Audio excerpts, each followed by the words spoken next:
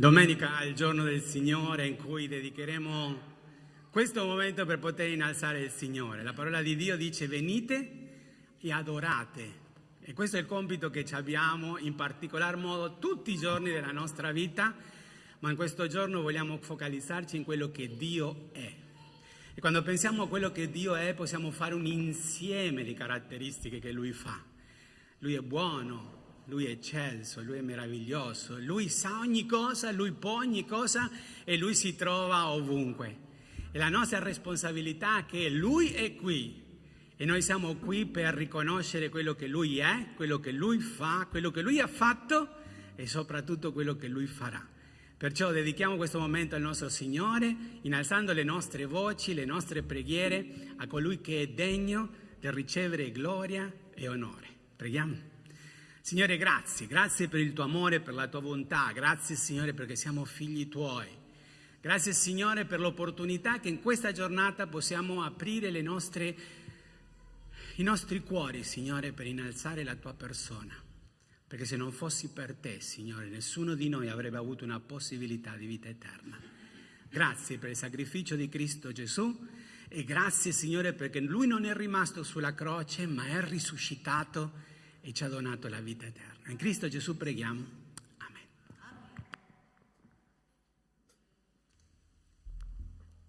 Amen. Alleluia, tuo nome, Signore. Alziamoci in piedi e lodiamo il nome del Signore, ricordando di tutta questa settimana che il Signore ci ha dato, di gioia, di vittorie, di battaglie, e il Signore ci dà la forza. E la sua misericordia si rinnova ogni mattina. Amen? Lodiamo il nome del Signore con gioia. Perché il nostro Dio è buono, vero? Alleluia.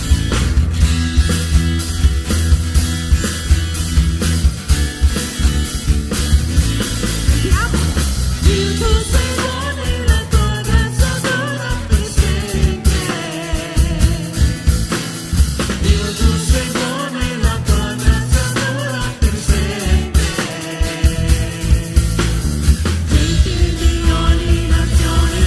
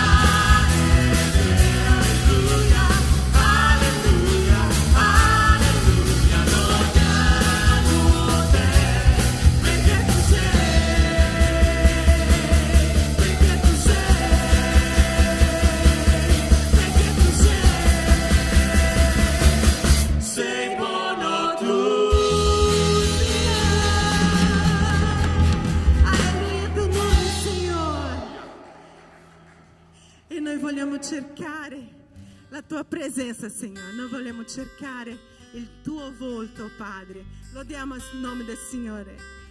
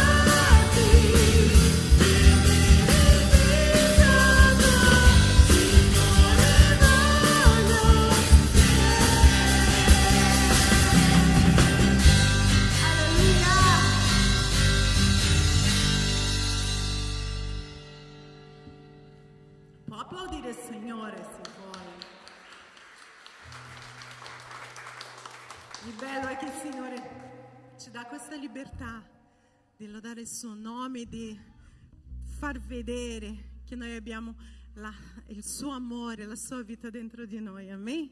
E quando non abbiamo questa, non è vietato questo, noi possiamo dire: Signore, io voglio te, Signore, io voglio il tuo amore, Signore, io sono tuo. Amen? E non siamo degni. Io non sono degno dell'amore del Signore, non sono degno di quello che ha fatto per me, ma io so che Lui può fare molto di più di quello che posso immaginare. Amen? Continuiamo a lodare il Signore con questa canzone nuova, ma noi facciamo 2 volte, li ripetiamo perché la nostra forza viene del Signore, noi dobbiamo avere fiducia in Lui. Amen? Lodiamo il Signore.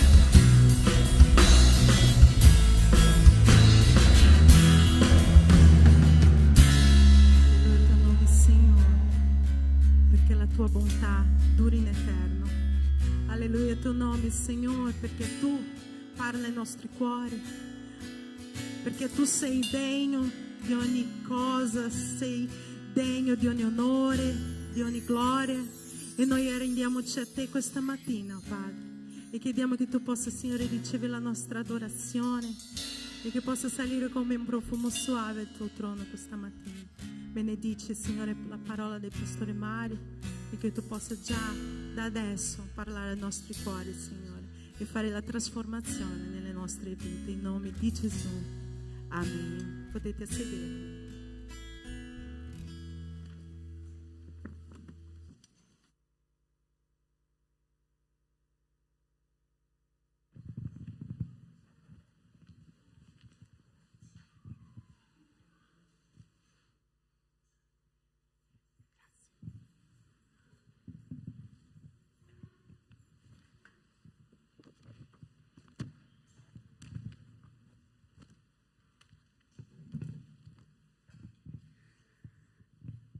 È una gioia poter condividere con voi la parola di Dio questa mattina.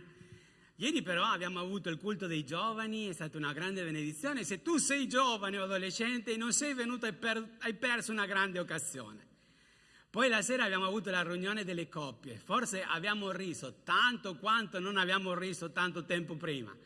E molti di voi non eravate presenti, vi siete persi una grande occasione. Mi auguro che le prossime attività possiate essere presenti. Dio è veramente buono nel permetterci di avere un posto come questo così grande da poter avere diverse attività allo stesso tempo, perciò non perdiamo queste grandi opportunità. E questa mattina noi saremo qui a condividere la parola di Dio, ma i nostri bimbi andranno alla scuola domenicale. Io amo i bambini, perciò se ci sono i bambini alzatevi, questo è il momento per andare alla scuola domenicale. Già se ne sono andati. Vedete, non rispettano manco il pastore, Cioè, com'è questa situazione qua? Ok, va bene, sono già andati via, mi fa piacere. Ok, questa mattina cercheremo di sviluppare un tema un po' complicato. Quando dirò il titolo, già tutti diranno, no, sempre lo stesso, l'avevo sentito tante volte, un'altra volta, c'era un altro tema. Ok? E non lo so perché l'hanno dato a me questo tema, però comunque, ok, lo dobbiamo fare, ok? Una frase che viene utilizzata anche molto nel mondo, ok? Ma molti non se ne accorgono che sono parole dette proprio da Gesù. Quando lui disse, date a Cesare quel che è di Cesare. Cioè, la conosciamo questa frase? Sì. Spesse volte però il versetto non finisce lì, il versetto continua. Cioè, spesse volte però noi ci fermiamo soltanto nella prima parte. Che cosa vuol dire date a Cesare quel che è di Cesare? E diamo praticamente l'idea che se uno merita qualcosa, quella cosa deve essere data, che gli è dovuta, vero? È chiaro questo concetto per noi? E il versetto continua dicendo, date a Dio ciò che è di Dio, quel che appartiene a Dio. E allora noi cercheremo in qualche maniera di entrare in questo brano. Questo brano viene presentato in 3 dei Vangeli. Lo presenta Matteo, lo presenta Luca e lo presenta Marco, ed è molto interessante come viene presentato. Ma voi sapete che un testo fuori contesto è un po' un pretesto, giusto? E il concetto che viene presentato qua è come conseguenza di qualcosa che era successo prima. Infatti, se noi per esempio andiamo al libro di Marco, nel capitolo 12, inizia dicendo così nel versetto 13. Gli mandarono alcuni farisei ed erodiani per coglierlo in fallo con una domanda. Cioè, questi farisei ed erodiani erano un po' maliziosi, E dice, essi andarono da lui e gli dissero, maestro, noi sappiamo che tu sei, e guardate le caratteristiche che mettono, no? Tu sei sincero e che non hai riguardi per nessuno, perché non vadi all'apparenza delle persone, ma insegni in via di Dio secondo la verità. Cioè, mancava qualche aggettivo, qualche caratteristica? No, è come quando qualcuno viene e ti dice, tu sei brava a cantare, Jessica, ok? Allora uno dice, se adesso sbaglio il canto è un problema, no? Ossia, perché quando ti mettono un aggettivo così, ti hanno innalzato così, e se non lo fai 100% cosa succede? Così come sei salito, Avete notato che è molto più difficile salire che scendere nella vita? Era quello che volevano, infatti cioè il desiderio era proprio coglierlo in fallo. Versetto 15 dice: ma egli, conoscendo la loro ipocrisia, disse loro: perché mi tentate? Portatemi un denaro che io lo veda.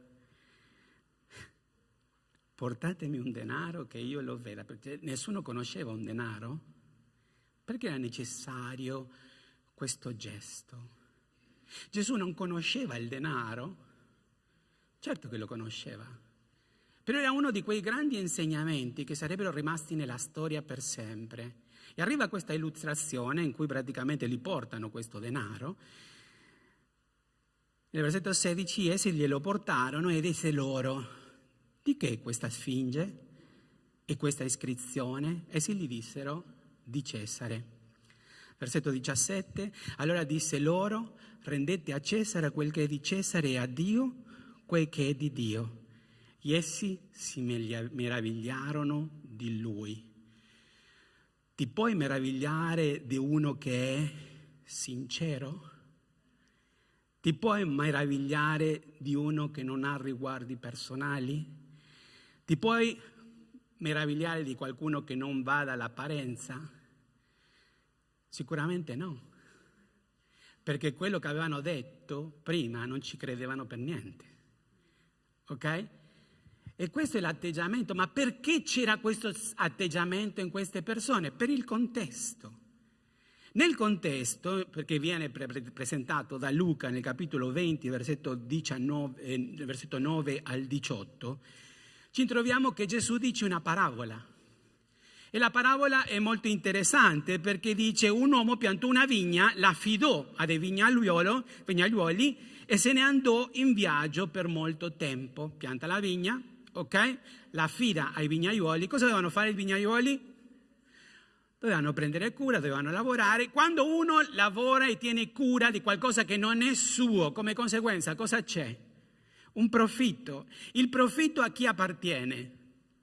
Al proprietario, è giusto? Al vignaiuolo cosa gli appartiene? Lo stipendio o quello che gli deve essere dovuto. In quel momento veniva chiamato anche, come lo chiamavano in quel periodo? Regolate? Salario. Ok? Allora praticamente arriva questo proprietario e dice: è il momento che io devo ricavare i miei profitti, giusto? Allora cosa fa? Dice: e gli mandò un servo per avere questi profitti. Cosa fanno i vignaiuoli? I vignaiuoli, invece di dare il profitto, dice: ma dopo aver percosso e insultate anche questo, lo rimandarono a mani vuote. Questo si ripete non una volta, 2 volte. Alla terza volta il proprietario dice: manderò mio figlio, perché a mio figlio lo rispetteranno. Gli altri hanno servi, però a mio figlio lo rispetteranno. Secondo voi questi vignaiuoli l'hanno rispettato?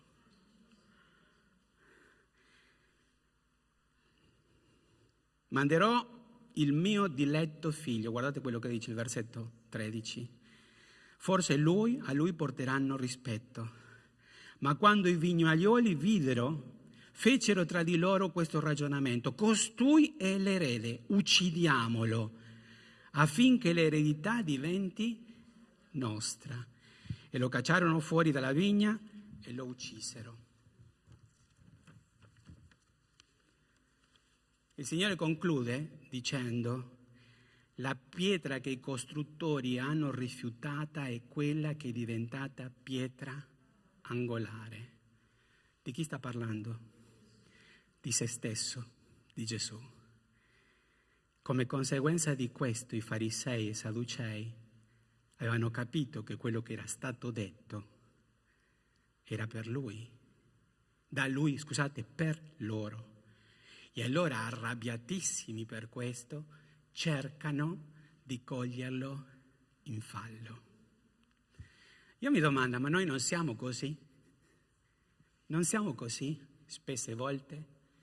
quando veniamo in qualche maniera feriti da qualcuno, spesse volte questo succede a casa o con amici, anche in chiesa, e dopo cerchiamo di utilizzare alcune parole per strutturare qualcosa, per cogliere in fallo l'altra persona. Quando ci troviamo in quella situazione non viene dallo Spirito Santo, viene un po' dallo spirito dei farisei e degli erodiani, perché l'obiettivo non è costruire, ma è distruggere, demolire. L'obiettivo non è fare del bene, ma l'obiettivo è fare del male. E questa frase ha rotolato intorno alla storia, siamo oltre 2000 e questa frase continua ad essere detta. E adesso noi cercheremo di capire se veramente questa frase che noi intendiamo è quella su cui intendeva il Signore Gesù. Perché lui dice: portatemi il denaro, nell'originale veniva chiamato denario, ok? Che era una moneta. C'erano tante monete che giravano. Guardate, adesso vi farò vedere le diverse monete che giravano, ok? Però a Gesù le hanno dato una moneta specifica, il denaro, un denaro, che adesso ve lo facciamo vedere. Questo. Allora, pensate per un attimino all'euro, ok? Avete presente la figura di un centesimo? Di 2 euro? Di 2 euro, sì. Di 2 euro, sì. Non lo so perché, ma noi non diamo molta importanza alle figure che ci sono nelle monete. Avete notato? Noi soltanto diamo il valore alla moneta, ok? Invece, nella parola di Dio noi sappiamo che tutte le cose non sono state scritte a caso. C'è una vera motivazione. E quando Gesù chiede la moneta e loro gli danno il denaro, avevano sicuramente una motivazione ben precisa e loro si sorprendono perché Gesù risponde con una saggezza e una intelligenza che non è umana. Vedete la faccia che voi vedete lì? È molto importante questa faccia per i romani, ok? Perché loro gli domandano: è lecito o non pagare tributo al Cesare? Dobbiamo darlo o no? Ecco la domanda. Se Gesù diceva che era lecito dare il contributo al Cesare, si sarebbe messo contro chi? I giudei.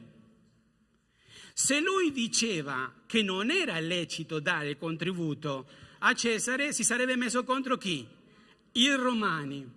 Per la legge ebraica l'avrebbero ucciso e per la legge romana l'avrebbero... Cioè, come cadeva male. E loro lo sapevano perché lo volevano cogliere in fallo. Mostratemi la moneta del tributo. Essi gli porsero un denaro. Il denaro è molto importante nella Bibbia. Perché? Secondo quello che ci viene raccontato più volte nella Bibbia, anche in Matteo capitolo 20, serviva come il pago di un giorno del salario di una persona che lavorava come operaio. Perciò tutto il giorno veniva pagato un denaro. Questo era chiaro, ok? Allora, benissimo, portatemi la moneta. Che figura c'è lì? Lui domanda: chi c'è lì? E loro rispondono: chi? Cesare. Cosa dice quella moneta? Forse per noi non ha un granché di significato se la vediamo così, ma per loro aveva un enorme significato. E la moneta dice, nella parte dove c'è la faccia, Tiberius Caesar Diviagus. Che cosa vuol dire questo? Tiberio, Cesare Augusto, figlio del divino. Ok? Lo ripetiamo? Perché già mi si sta mettendo la pelle d'oca. Tiberio, Augusto, figlio del divino. Se noi sostituiamo o mettiamo un sinonimo di divino, cosa sarebbe? Dio. Loro stanno dicendo Cesare, Tiberius, figlio di Dio. Chi aveva la moneta in mano? Il vero figlio di Dio. Non dice così Giovanni 3,16? Poiché Dio ha tanto amato il mondo che ha dato il suo unigenito figliolo affinché chiunque crede in lui non perisca ma abbia vita eterna. Qua sta dicendo qualcosa di incredibile, perché lui, cioè questo Tiberius Cesare, che cosa era? Era considerato Dio, perché il figlio di Dio è Dio. Poi è interessante perché il nome che le viene concesso è Augustus. E sapete cosa significa Augustus? Augusto significa venerabile, santo, consacrato e maestuoso. Cioè, datemi quella sfinge. Chi è?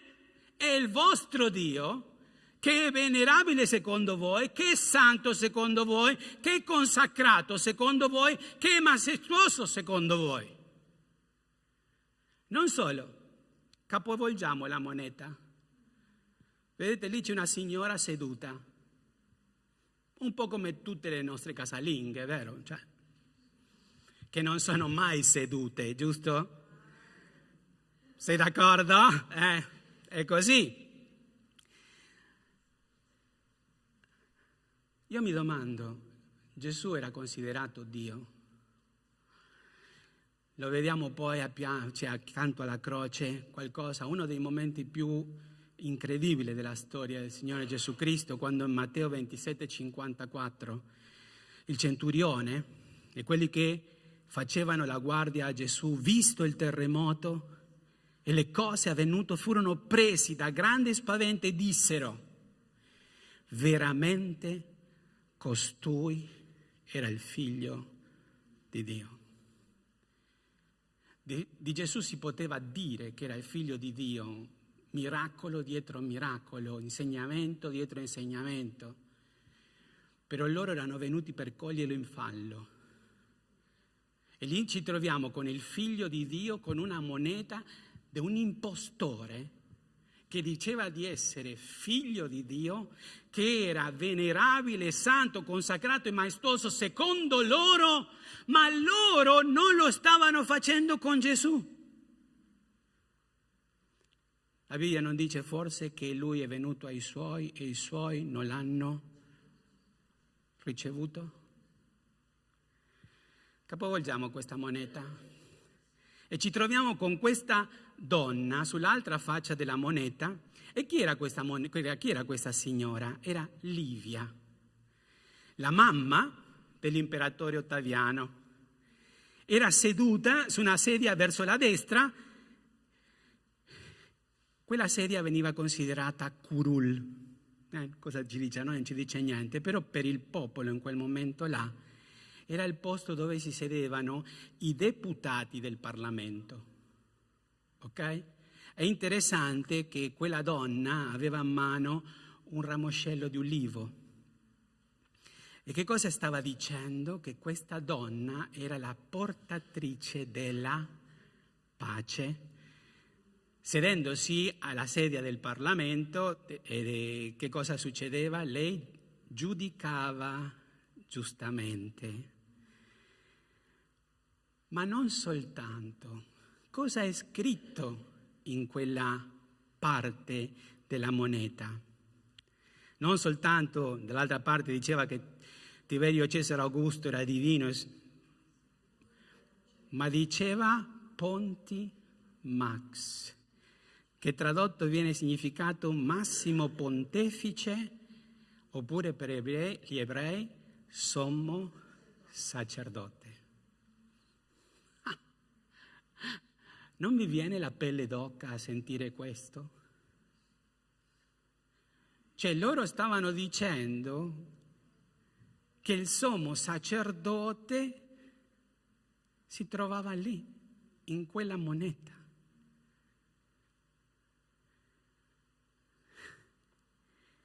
A chi appartiene questo?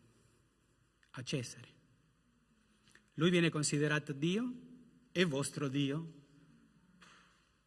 Veneratelo, seguitelo, servitelo. E Lui è il portatore della pace per voi? E Lui è il vostro sommo sacerdote? Fatelo. Nel futuro vedremo però se quando vi troverete davanti alle fiamme dell'inferno Lui era il sommo sacerdote ed era il figlio di Dio. Non c'è tutto un grande significato questo?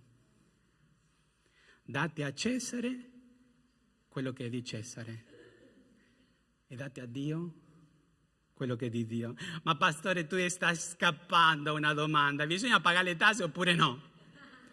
Perché che cosa devono pagare loro? Il tributo, giusto? Pagate le tasse, perché se non le pagate prima o poi si pagano le tasse. Per il nostro sommo sacerdote, il nostro Dio non ci lascia e non ci abbandona.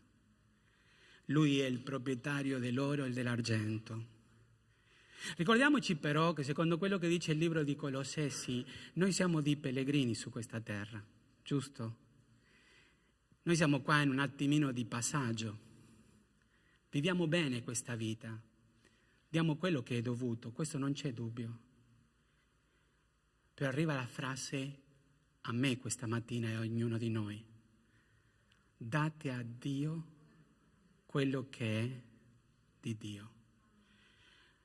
E sapete, è molto facile per me come pastore fare un elenco delle cose della Chiesa e la Chiesa cosa dovrebbe fare. Però una delle cose che succede è che tra l'elenco che io vi posso dare, che non ve lo invento io, ma lo dà Dio, tra l'elenco e te c'è di mezzo la tua volontà.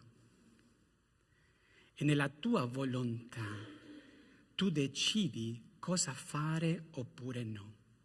Vi ricordate quando Salomone aveva costruito il Tempio e stavano per entrare e Dio mise lì davanti una specie di quadro che non era scritto ma era detto a voci, perché Dio alcune volte dipinge i suoi quadri davanti alla nostra intelligenza, vero?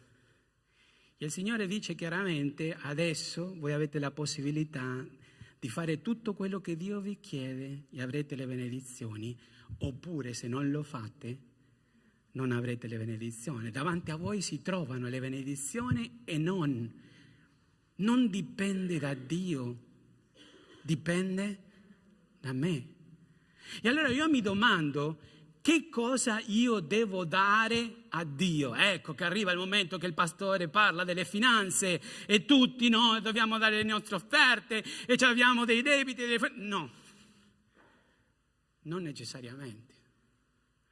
Perché quando io vado alla parola di Dio e cerco di vedere quello che mi dice la parola di Dio, e io prendo questo come un tributo. Sapete, la parola tributo non significa soltanto tasse o imposte, significa anche onore. E a Dio appartiene tutto l'onore, tutta la gloria. E se io vado avanti e leggo quello che dice Colossesi 1, 15 al 23, dice: egli è l'immagine del Dio invisibile, il primogenito di ogni creatura, poiché in Lui sono state create tutte le cose che sono nei cieli e sulla terra, le visibili e le invisibili, i troni, signorii, principati, potestà, tutte le cose che sono state create per mezzo di Lui e in vista di Lui. Egli è prima di ogni cosa e tutte le cose in Lui sussistono. Egli è il capo del corpo, cioè della Chiesa. Egli che è il principio, il primogenito dei morti, affinché ogni cosa abbia il primato, poiché il Padre piacque di far abitare in Lui tutta la pienezza, e di riconciliare con sé tutte le cose per mezzo di Lui, avendo fatto la pace mediante il sangue della sua croce. Per mezzo di Lui dico, tanto le cose che sono sulla terra quanto quelle che sono nei cieli, anche voi che in tempo eravate estranei, nemici, a causa dei vostri pensieri e delle vostre opere malvagie, ora Egli vi ha riconciliati nel corpo della sua carne per mezzo della sua morte, per farvi comparire davanti a sé, sentite, santi, senza difetto e irreprensibile. Se appunto perseverate nella fede, fondati e saldi, e senza lasciarvi smuovere dalla speranza del Vangelo che avete ascoltato, il quale è stato predicato ad ogni creatura sotto il cielo e di cui io, Paolo, sono diventato servitore. Cosa devo dare a Dio, pastore, questa mattina? Salmo 29, versetto 2 dice: date al Signore la gloria dovuta al suo nome. Adorate il Signore con santa magnificenza. Date al Signore la gloria dovuta al suo nome. Cosa significa gloria? Possiamo tradurla come fama, onore, splendore, buona reputazione. Nell'originale significa dare il giusto peso. Ogni volta che io non do il giusto peso a Dio nella mia vita, io mi trovo che le benedizioni non ci sono. Ogni volta che io lascio Dio dietro, mi domando: Signore, ma perché non mi benedici? E Lui ti continua a dire, Matteo 6,33, ma cercate prima il regno di Dio e la sua giustizia e tutte le altre cose saranno sopraggiunte. Noi facciamo una matematica diversa e tutte le cose sopraggiunte io la metto in primo posto e mando Dio a un'altra posizione. Ricordate, qualche settimana fa avevo predicato in questa chiesa: dove si trova seduto Dio nella tua vita? Io mi auguro che Dio si trovi seduto nel trono del tuo cuore, non come in quella moneta, perché quella donna è una farsa, giusto? Perché secondo quello che mi dice Isaia, il Signore Gesù Cristo è il principe della pace, giusto? E ti dico una cosa: ogni volta che manca la pace nel tuo cuore, ogni volta che manca la pace nel tuo cuore, è perché hai tolto Dio dal trono. Perché quando Dio è seduto sul trono del tuo cuore, tutte le cose cooperano al bene di quelli che amano Dio. E Lui sta dicendo: date la gloria dovuta al suo nome. Adorate. E noi siamo qua questa mattina per adorare il Signore, riconoscere quello che Lui è. E Lui, l'Iddio dell'inno onnipotente, mi è piaciuta tantissimo la canzone nuova. No, perché diceva: Signore, dammi il cuore di, dammi. Ti voglio dire un segreto: tutto quello ce l'hai già. Lui te l'ha dato, tu ce l'hai. L'unica cosa che devi fare è farlo fruttare, dare a Dio ciò che appartiene a Dio.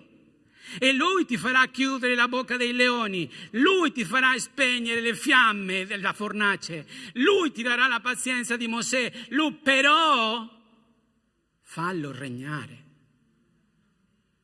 perché noi vogliamo risultati senza pagare il prezzo, giusto? A quanti piacerebbe avere uno stipendio senza lavorare? Alzate le mani. No.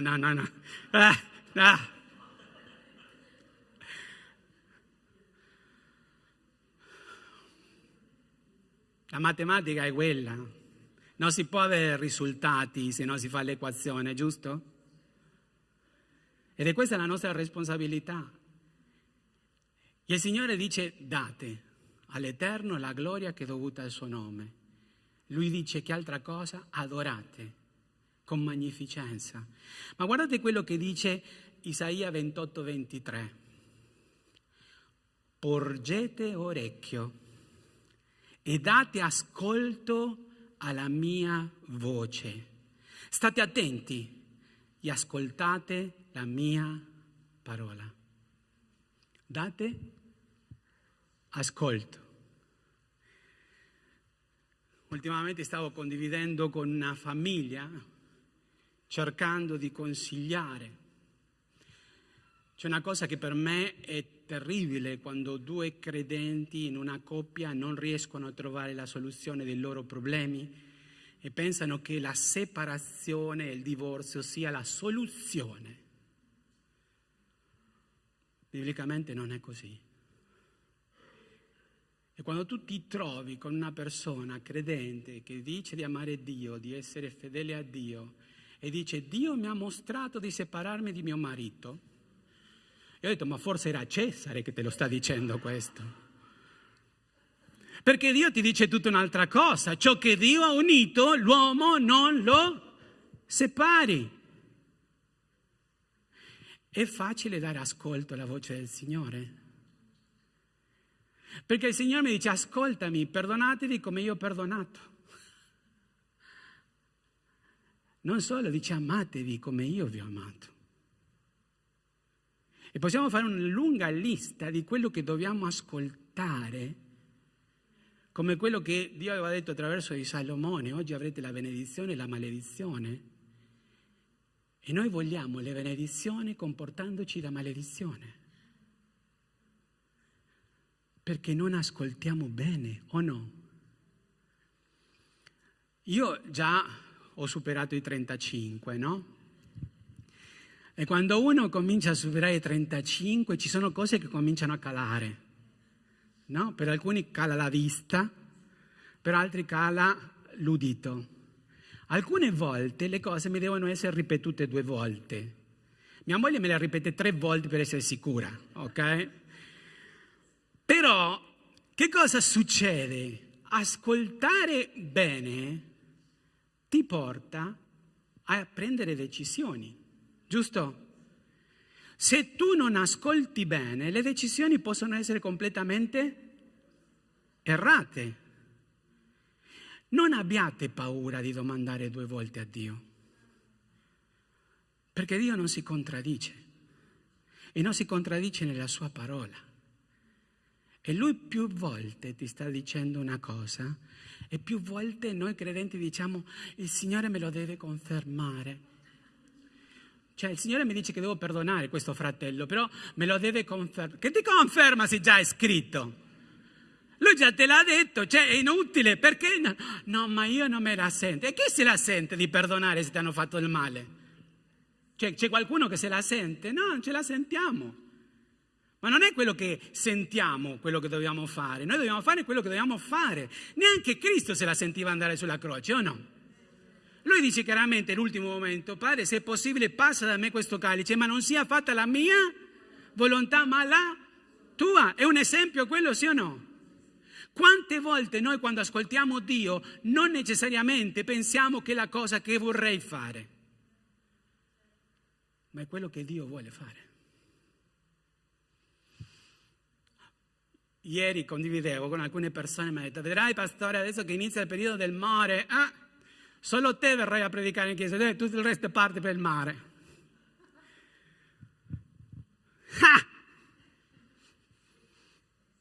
Date a Cesare.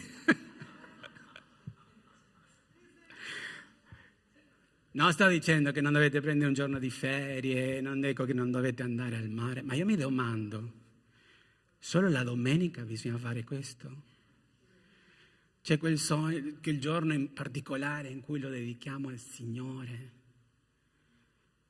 Pastore, ci stai giudicando? No, non sto giudicando. Anche a me piacerebbe andare al mare, anche se io il mare non mi piace, ma mi piace andare.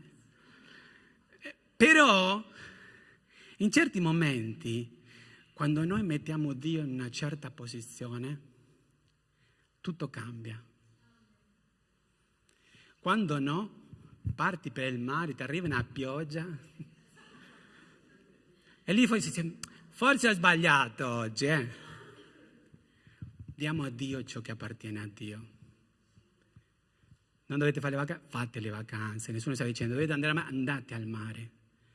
Non trascurate però l'adorazione, non trascurate il rapporto con Dio. Perché noi andiamo in vacanza e facciamo vacanza di tutto, o no?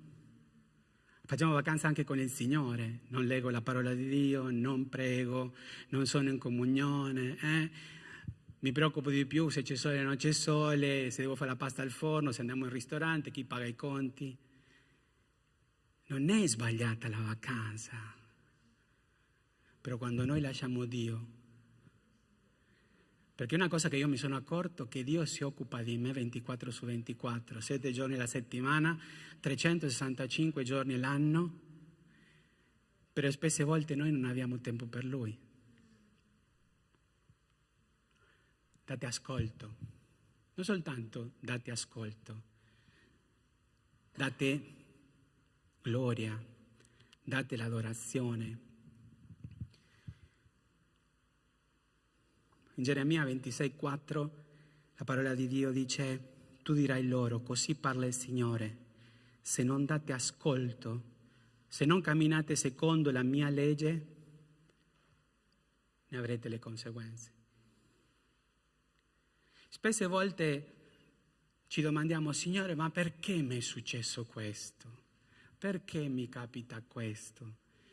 E a volte non ce ne accorgiamo che è la conseguenza di cose che abbiamo seminato, no? Anni fa ho conosciuto una coppia, loro erano tossicodipendenti, la loro vita era devastata, però in un certo momento il Signore dà la possibilità loro di poter avere il perdono e la vita eterna. E ricordiamoci sempre che il Signore non è venuto per i sani, ma Lui è venuto per i malati. E così loro hanno accettato il Signore come personale salvatore e cominciano una vita e si purificano e cambiano completamente la loro vita e cominciano ad avere un ministero bellissimo di incoraggiamento per tantissimi giovani nel mondo. E tutto un attimo, quando sembrava che tutto era al massimo, nel loro corpo vengono le conseguenze e in pochissimo tempo tutto si comincia a deteriorare e a distanza di poco tempo entrambi sono partiti per l'eternità. Ma prima di morire loro avevano fatto un video. Quel video si è trasformato in un musical che gira intorno a tutto il mondo e moltissime persone hanno conosciuto Cristo come personale salvatore. Ma in quel video loro dicono una cosa: noi a volte pensiamo che tutto quello che seminiamo ce la scamperemo. E io voglio dire a voi, diceva lui, che Dio mi ha salvato delle conseguenze del peccato, eternamente parlando. Perché Lui mi ha perdonato, per grazia sono salvato e per grazia la mia eternità sarà nel cielo. Però le conseguenze sul mio corpo rimangono e le devo affrontare. Cosa dice la parola di Dio? Che nessuno si può fare di Dio, perché tutto quello che l'uomo semina raccoglie. Diamo a Dio ciò che appartiene a Dio. Lo sai, noi pastori, noi non conosciamo molto di voi. Anzi, molto di quello che ci fate capire forse non è neanche vero. Ma noi non siamo nessuno. Dio conosce il silenzio del tuo cuore. Dio conosce quello che tu fai, quello che tu non fai, come ti giustifichi, come non ti giustifichi. Dio sa quello che tu non fai e dovresti fare. Dio sa quello che tu fai e non dovresti fare. E Dio sa anche quello che tu hai e quello che non hai. Lui sa quello che tu pensi. E sotto quel prospetto dai a Dio ciò che appartiene a Dio. Quanti sono i giorni degli uomini, dice la parola di Dio? 70 anni? 80 per i più robusti. Noi in Italia abbiamo un primato, no? Abbiamo tanta gente di 100 anni. Mio suocero ha 96 anni. E a volte è un po' complicato per un uomo di 96 anni. Sapete perché a 96 anni non gli è rimasto nessun amico. Sono tutti partiti prima di lui. Che bello sarà per coloro che conosciamo Cristo come personale Salvatore a motivo della grazia di Dio, che quel, diciamo, ciao o arrivederci è solo un ciao o un arrivederci, perché li rincontreremo nell'eternità.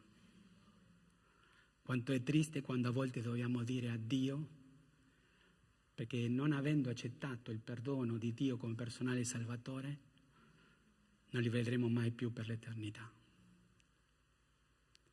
Perciò qual è la nostra responsabilità?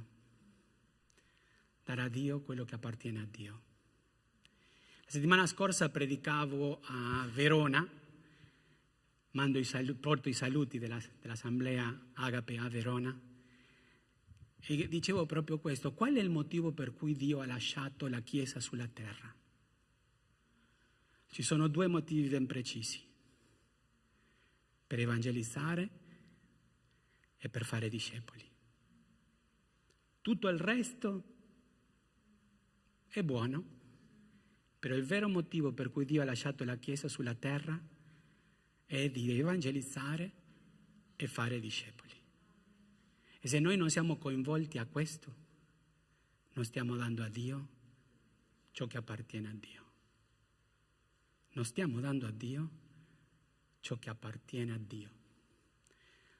Martedì nel nostro piccolo gruppo di studio a Mantova ci fermavamo su quella frase: quando il Signore tornerà, troverà la fede sulla terra?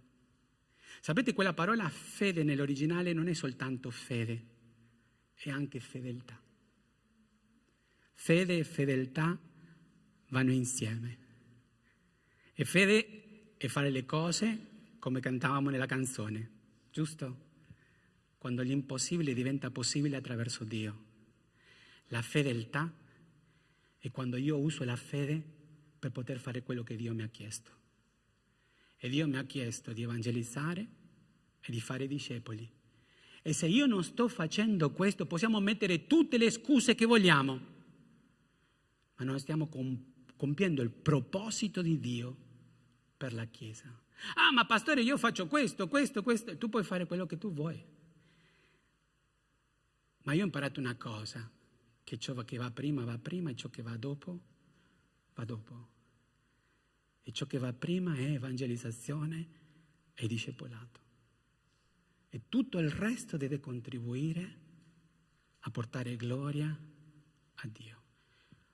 Concludiamo questa mattina e prendiamo la frase completa: date a Cesare quel che è di Cesare. Lui si credeva il figlio di Dio, lui si credeva il sommo sacerdote, lui credeva che Olivia era la principessa della pace, e chi crede a tutto quello che segua quello. Ma noi crediamo nel vero figlio di Dio. Noi crediamo a colui che ha salvato le nostre anime. Noi crediamo a colui che ci ha preparato un posto nel cielo.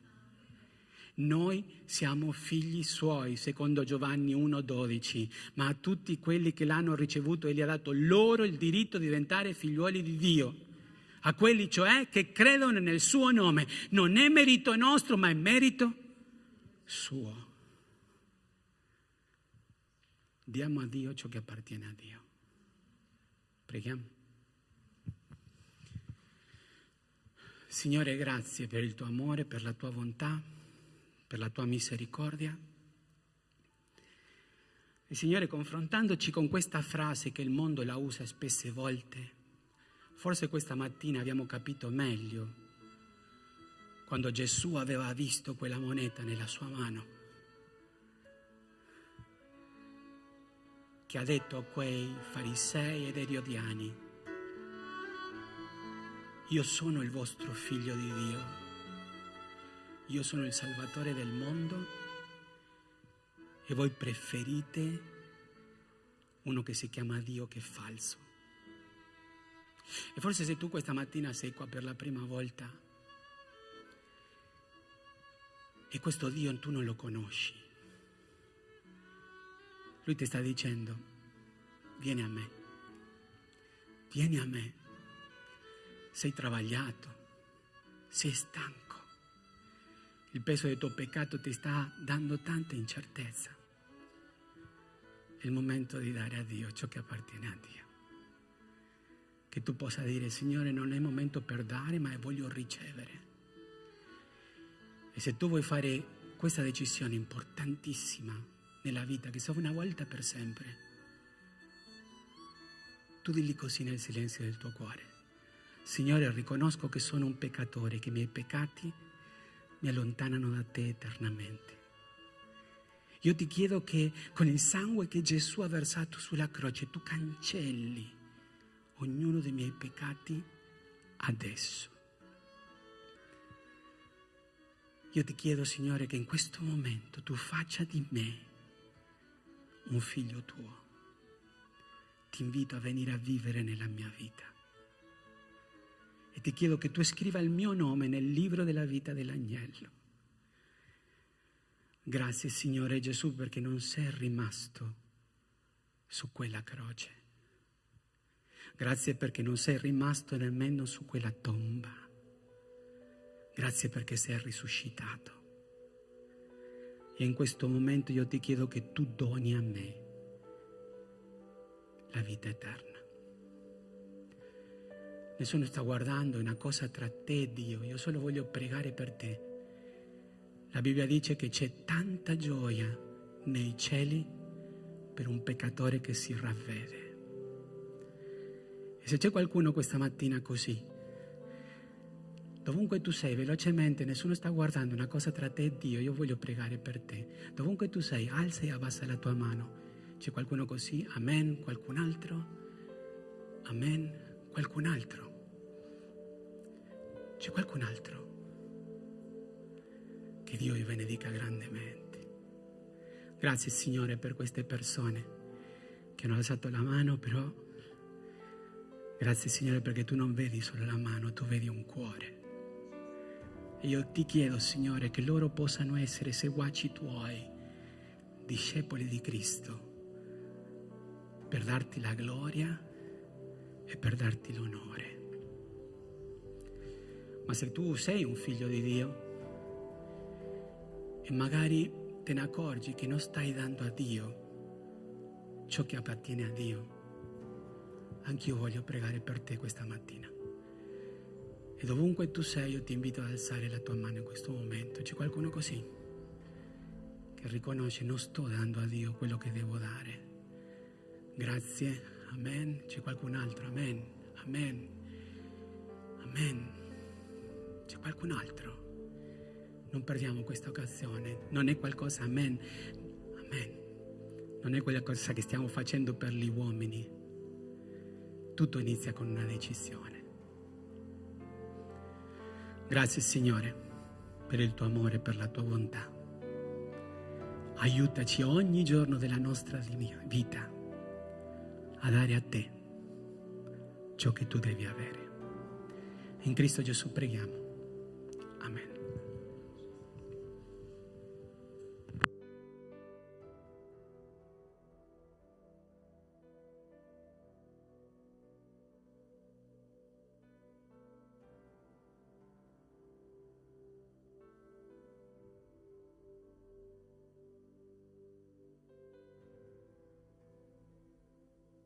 Mettiamoci in piedi e adesso noi abbiamo l'opportunità di consegnare le nostre vite davanti all'altare del Signore, consegnare un po' di tutto ciò che il Signore ci dà, le nostre decime e le nostre offerte all'altare del Signore. E mentre noi facciamo questo, lodiamo il Signore con la canzone che noi abbiamo imparato questa mattina.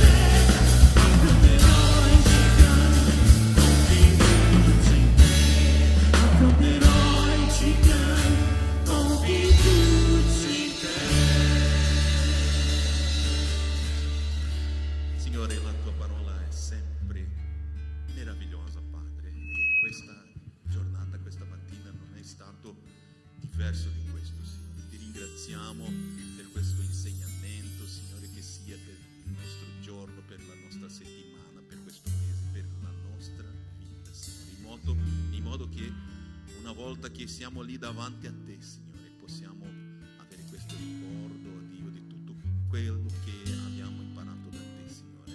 Ti ringraziamo adesso per questa decima, per le offerte, Signore. Moltiplica, Signore, nella vita dei tuoi, Signore mio. Questa è la nostra preghiera, Signore, nel nome santo di Gesù Cristo. Amen. Amen. Questa mattina non dimenticatevi che durante tutta la settimana la Chiesa Agape ha diversi studi in case, e se vuoi esserne parte basta che tu ne parli con i pastori, con i diaconi, così ti possiamo indirizzare dove esserne parte. Non perdere l'occasione di crescere insieme la tua Chiesa. Poi ci sono diverse altre attività, abbiamo i giovani, le coppie, tutto quanto. Seguite la nostra pagina web e lì potete avere tante informazioni. Solo una piccola cosa che mi ha sorpreso molto bene, che dal 22 maggio qui a Treviso avrete l'angolo del caffè. Uno dice, ma che cosa è quello? Noi per grazia di Dio a Verona ce l'abbiamo da diversi anni ed è un grande momento di comunione fraterna. Perciò mezz'ora prima, non so come funzionerà veramente qui, ma sicuramente vi diranno come e quando. A Verona arriviamo mezz'ora prima ed è un momento per condividere un caffè, un pezzo di torta, una merendina, un succo di frutta, ma l'obiettivo non è quello, è crescere nella comunione tra di noi. Perché se siamo sinceri, quante volte ci vediamo, no? Questa è una grande occasione, non perdete il 22 maggio, secondo quello che ho letto, no? Nell'annuncio questo si verificherà e sarà una grande gioia, ok? Che Dio vi benedica a tutti, buona domenica a tutti.